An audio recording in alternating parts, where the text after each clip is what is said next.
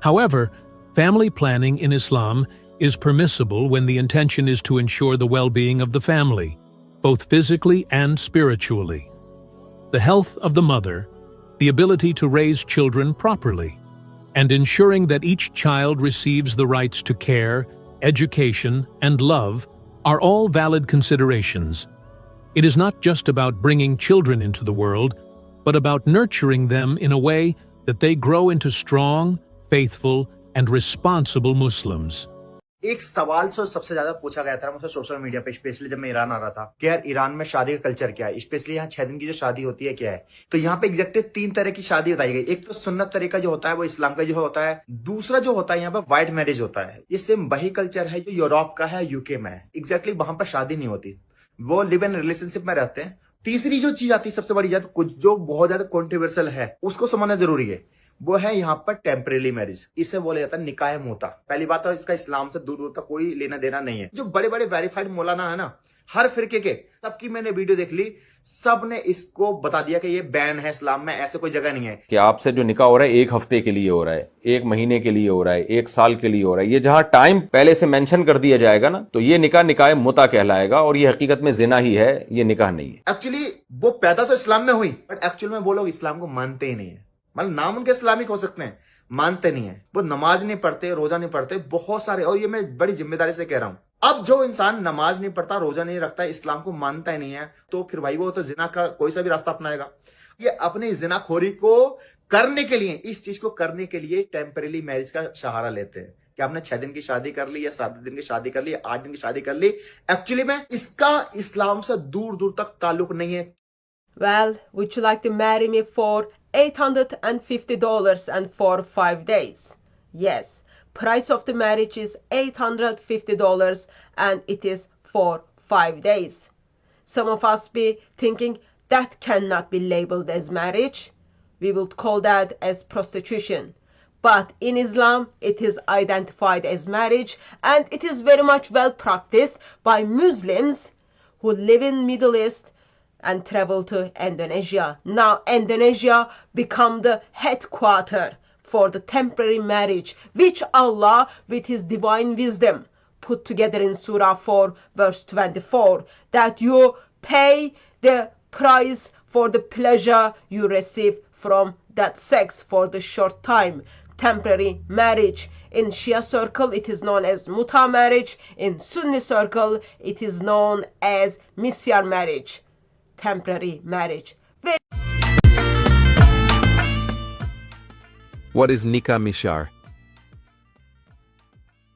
Nikah Misyar is a type of marriage contract recognized in some interpretations of Islamic law, primarily within Sunni jurisprudence. It still requires a standard Islamic nikah or marriage contract, such as offer and acceptance, dowry, 2 witnesses, and a guardian. Nikah Misyar is characterized by a formal marriage agreement, where the wife voluntarily relinquishes certain rights typically associated with marriage, such as the right to cohabitation or living together with the husband, the right to financial maintenance or nafaqah, the right to equal time or attention from the husband, especially in polygamous setups. The husband, in turn, is relieved of some obligations, such as providing a shared home or regular financial support. Nikah Misyar is often described as a traveler's marriage or marriage of convenience, as it may be contracted by men who travel frequently, are unable to maintain a full-time household, or seek a less financially burdensome arrangement. The wife may remain in her own home, and the couple meets periodically as agreed. In modern times, it is common for wealthy Arab men to travel to poorer Muslim countries like Pakistan, Indonesia, or Bangladesh and enter into misyar marriages to satisfy their lust. The marriage organizers are usually pimps who seek out women from poor families. The dowry provided by the groom is often substantial for the woman and her family, sometimes enough to support them for a month. Enticed by the money, the woman's side agrees to the misyar marriage for a few days or weeks. After the vacation ends, the groom typically divorces his misyar wife and returns to his Arab country. Islamic scholars are aware of the negative impacts that may arise from nikah misyar. In a nikah misyar, a woman usually does not receive protection, a home, or financial support. She only meets with her husband for sexual relations. Couples who enter into a nikah misyar usually do so with the intention of divorce. As ulamas, we certainly would not want women in our families, such as our sisters, mothers, and daughters, to experience such a marriage.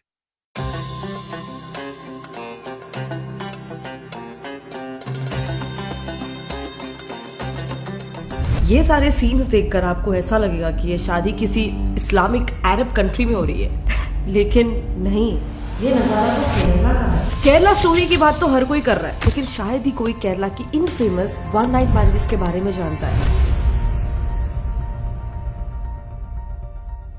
अम्मी मुबारक हो, आपको 17 दामाद मिले। ये message था हैदराबाद में रहने वाली एक ऑटो ड्राइवर सिराजुद्दीन अहमद की बेटी 18 साल की रेहाना बेगम का अपनी माँ मोइन बेगम को। रेहाना सिर्फ कुछ 14 साल की थी जब उसके परिवार ने उसकी शादी 55 इयर्स के एक दुबई के अरबी शेख से करा दी। शादी के ठीक एक महीने बाद उस शेख ने प्रेग्नेंट रेहाना को मुंबई के रेलवे स्टेशन के बाहर छोड़ दिया। फिर हताश रेहाना जब वापस अपने घर लौटी तो उसके घर वालों ने क्या किया, उसका एबॉर्शन करवा दिया और दोबारा से उसकी शादी करवा दी, इस बार कतार के किसी एक बूढ़े शेख के साथ। रेहाना का फिर ये नया पति उसे कतार अपने देश ले गया और वहां जाके उसने उसे एक दूसरे शेख को बेच दिया, जिसके बाद अगले सिर्फ 4 ही सालों में रेहाना की 14 बार शादी करवा दी गई। ना जाने कितने आज उसके बच्चे हैं और उसके पास कितने दिन बचे हैं। पर ये रेहाना की अकेले की कहानी नहीं है। हिंदुस्तान टाइम्स ने ऐसे इन्यूमरेबल लड़कियों की कहानियां निकाली है एंड इकोनॉमिक टाइम्स के दूसरे रिपोर्ट के हिसाब से एक सर्वे हुआ था जो स्टेट वुमेन्स कमीशन के बिहाफ में हुआ था। उसमें ये पाया गया कि केरला में एटलीस्ट 9000 लड़कियां इस वन नाइट मैरिज की विक्टिम है, and for no fault of their own, क्योंकि इन केसेस में तो गुनेगार खुद उन लड़कियों के माँ बाप ही होते हैं जो सिर्फ कुछ पैसों के लिए अपनी बेटियों को अमीर अरबी शेखों के पास बेच देते हैं। एंड ये कोई आज की बात नहीं है, केरला में ये सदियों से चलता आ रहा है। ये वन नाइट मैरिजेस जिसे अरब कल्याणम भी कहते हैं, इसके रूट्स हजारों साल पहले वलियंगगड़ी यानी कि बाजार सिस्टम तक जाते हैं। कैलिकट यानी उस वक्त का केरला अपने स्पाइसेस और स्पेशली उर्स यानी कि बड़े बड़े शिप्स के लिए बहुत ज्यादा फेमस था। इतना कि कई सारे ट्रेडर्स यहाँ पर ट्रेडिंग करने आते थे, जिसमें मेनली अरब ट्रेडर्स का नंबर बहुत ज्यादा हाई था। ये 629 एडी का वही दौर था जब अरब ट्रेडर्स का यहाँ पर बहुत ही ज्यादा फ्रिक्वेंट आना जाना हो गया था और उन्होंने इस रीजन में ही इंडिया का पहला मॉस्क भी बनाया था। सो इस दौर में होता क्या था कि अक्सर उर्स के केस में एटलीस्ट पूरी शिप बनाने में लगभग 3 महीने से लेकर साल भर का समय भी लग जाता था। जिस पूरे पीरियड में यहाँ पर अरब्स अकेले रहते थे, तो बस अपने डिजायर्स को पूरा करने के लिए एक न्यू कॉन्सेप्ट ऑफ मैरिज अरब कल्याणम का जन्म हो गया। इसमें ये शेख वहाँ की लोकल केरलाइट लड़कियों को मेहर यानी कि रिवर्स डाउरी देकर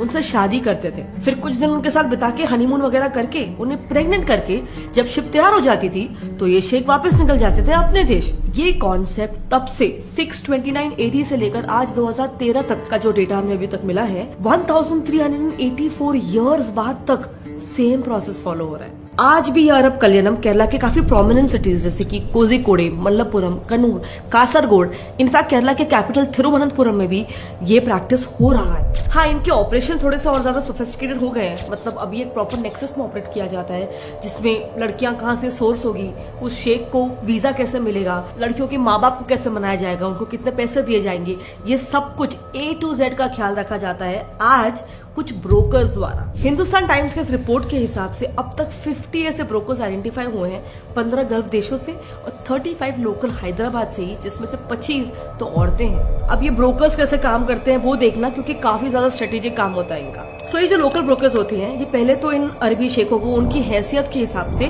3 कैटेगरीज में डिवाइड करते हैं। पहले ऑटो वालास जो अपने देशों में सस्ते ट्रांसपोर्ट व्हीकल्स यूज करते हैं, तो उन्हें इंडिया में रखा भी जाता है लोकल लॉजेस वगैरह में।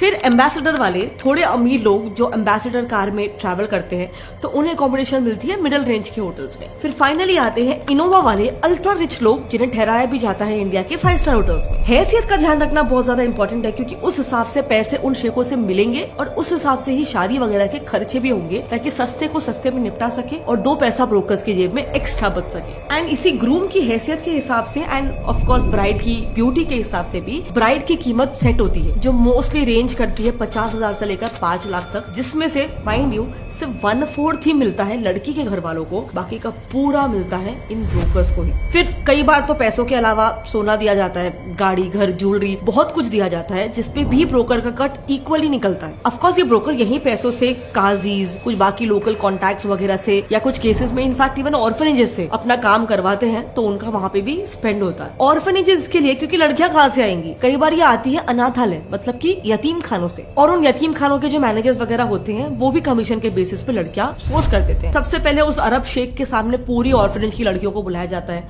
उन लड़कियों में से एक को वो अरब सिलेक्ट करेगा, जिसके बाद उस सिलेक्टेड लड़की को मैनेजर इस शादी के लिए बहुत ज्यादा कन्विंस करेगा। ऑल्सो कई केस में क्या होता है कि ये जो अनाथ लड़कियां होती है ये अनाथ नहीं होती है लेकिन उनके माँ बाप बहुत ज्यादा गरीब होते हैं तो वो उन्हें ऐसे यतीम खानों में डाल देते हैं। तो उस लड़की को ऐसे बताया जाता है कि एक अरबी लड़का तुमसे शादी करना चाहता है तो पूरे फैमिली का आपके ख्याल रखेगा। फिर लड़की के कन्विंस होते हैं यतीम खाना के मैनेजर्स उन लड़कियों के पेरेंट्स को भी उस अरबी लड़के के फोटोज दिखाकर कहते हैं क्योंकि लड़की के लिए बहुत ही अच्छा, बहुत ही अमीर रिश्ता है और ये रिश्ता करने के लिए उनको महर यानी कि रिवर्स डाउरी मिलेगी। अरब लड़का, अच्छे घर का रिश्ता और महर सुनते ही पेरेंट्स झट से मान जाते हैं क्योंकि बेसिकली मैनेजर्स इसे एक डील से ज्यादा एक अरेंज्ड मैरिज की तरह पोर्ट्रे करते हैं। रिश्ता फाइनलाइज होती ही अरबी पार्टी उन यतीम खाना के मैनेजर्स या फिर मिडिल मैन को पैसे ट्रांसफर कर लेते हैं जिसमें से सबसे पहले तो अपना कट निकालेगा और बाकी देगा उनके पेरेंट्स को। अब ये ट्रांजैक्शन पूरा होते ही यतीम खाना मैनेजर्स अपने ऑर्फनेज के अंदर ही उस अरबी लड़के और लड़की की शादी करा देते हैं और खुद ही उस शादी के लीगल सर्टिफिकेट्स भी बना के देते हैं। कई बार तो इन मैरिजेस में कुछ गिने चुने रिलीजियस लीडर्स भी शामिल होते हैं जो इसके विरोध करने के बजाय इसे सपोर्ट कर देते हैं क्योंकि इस्लामिक पर्सनल लॉ में शादी करना और डिवोर्स लेना कंपैरेटिवली काफी इजी है। तो ये रिलीजियस प्रीस्ट भी उन अरब्स को इजीली निकाहनामा यानी कि मैरिज सर्टिफिकेट बनाकर दे देते हैं जिससे उनकी शादी भी लीगल हो जाती है एंड नीडलेस टू से इसमें इनको भी काफी अच्छा कमीशन दिया जाता है। फिर ये शेख लड़की को लेकर कई हफ्तों या महीनों के लिए भी हनीमून के लिए कोई दूसरे देश लेके जाएगा, वहाँ प्रेग्नेंट कर देगा एंड फिर वापस इंडिया लाके छोड़ देगा या फिर कई बार उस देश में ही छोड़ देगा या फिर बेच भी देगा दूसरे शेख लोग को, मतलब कुछ भी हो सकता है। और इसीलिए एक मुस्लिम कॉलमिस्ट के हिसाब से ये इन अ वे एक लीगलाइज्ड प्रोस्टिट्यूशन ही है। एंड एक्चुअली ज्यादातर केसेस में माँ बाप के साथ क्या होता है ना कि ये फैमिली फाइनेंशियली बहुत ज्यादा वीक होती है, इसीलिए वो लोकल ग्रूम्स को डाउरी देना अफोर्ड नहीं कर पाती है नॉर्मल शादी के लिए। लेकिन अरबी कल्याणम में उल्टा उनको रिवर्स डाउरी मिलता है जिससे वो फैमिलीज अपनी लड़की की शादी करवाने रेडी हो जाए। वैसे उन लड़कियों को भी महंगे गिफ्ट्स देकर और उन्हें वेल्दी लाइफ, बड़ी गाड़ी, लग्जरी होटल्स के सपने दिखाकर लर किया जाता है। इतना पैसा बताया जाता है, दिखाया जाता है कि कुछ केसेस में तो माँ बाप तो छोड़ो, उनसे ज्यादा उनके डोमिनेटिंग रिलेटिव्स उन लड़कियों को फोर्स कर देते हैं शादी करने के लिए। ऐसा ही एक केस हुआ था जहाँ पर एक टीनेज लड़की को उसके अंकल ने जबरदस्ती करके सिर्फ 5 लाख रुपए में एक ओमानी शेख को बेच दिया। और ऐसा भी नहीं है कि हर एक केस में लड़कियों के माँ बाप को बहुत ज्यादा पैसा मिलता है, पैसा कम ही मिलता है लेकिन माँ बाप इसलिए भी खुश हो जाते हैं कि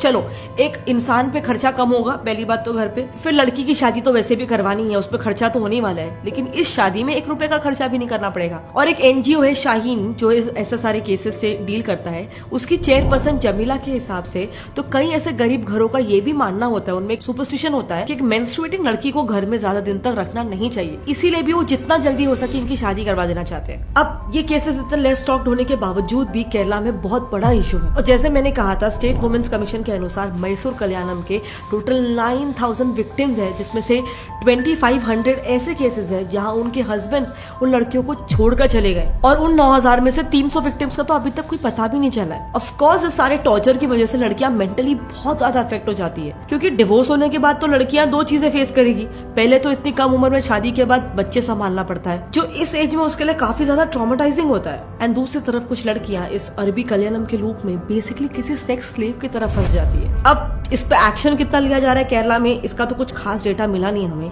लेकिन आपको क्या लगता है केरला स्टोरी जैसे कंट्रोवर्शियल फिल्म्स जब रिलीज होती है तो क्या ये फिल्म्स इन टॉपिक पे सवाल उठाती है या नहीं? इन मूवीज से कम लड़कियां सतर हो जाएगी या नहीं? या जैसे इसके विरुद्ध जो बोलते हैं उनका ये कहना होता है कि ऐसे पिक्चरों से भारत पे सिर्फ नफरत बढ़ेगा और कुछ नहीं। इस पर आपका क्या मानना है? आपकी जो भी ओपिनियन है मेरे साथ नीचे कमेंट सेक्शन में शेयर करना। एंड डिड यू नो, अभी तो अफ्रीका के कई सारे एरियाज में हिंदुइज्म बढ़ रहा है। हाँ, ये सब अफ्रीकन है जो हिंदुइज्म प्रैक्टिस कर रहे हैं और इस पर हमने एक डिटेल वीडियो बना रखा है। अगर आप वो देखना चाहते हो तो आप यहाँ पर लेफ्ट पे क्लिक करके देख सकते हो। And finally as I said, Kerala story के बारे में तो सब लोग जान चुके हैं, लेकिन केरला के ये 1 नाइट मैरिजेस के बारे में आई डोंट थिंक कोई ज्यादा जानता है और कोई बात भी नहीं कर रहा है। तो प्लीज इस वीडियो को जितना हो सके अपने फ्रेंड्स और फैमिली में शेयर करना। जय हिंद। ഭയങ്കര ദയനീയമായിട്ടുള്ളൊരു സംഭവം എന്താണെന്ന് പറഞ്ഞിട്ടുണ്ടെങ്കിൽ, ഇതിലൊരു കുട്ടി, അറബിയിലുണ്ടായിരുന്നൊരു കുട്ടി, ഏതാണ്ട് എൻ്റെ ഉമ്മനെ, അപ്പോൾ ഇവനക്ക് ബാപ്പയെ അവൻ ഇതുവരെ കണ്ടിട്ടില്ല. അപ്പോൾ അവന് എൻ്റെ അടുത്ത് വന്നിട്ട് ഇങ്ങനെ പറയും, നിങ്ങൾക്കൊക്കെ ഇപ്പോൾ ഇതൊക്കെ ഉണ്ട്, എനിക്ക് അങ്ങനെ ഒരാളെ ഇല്ല. ഇവനെല്ലാവരും വിളിക്കില്ല അറബി എന്നാണ്, അറബി എന്നേ വിളിക്കുകയുള്ളൂ. അതവന് ഭയങ്കര വിഷമാണ്.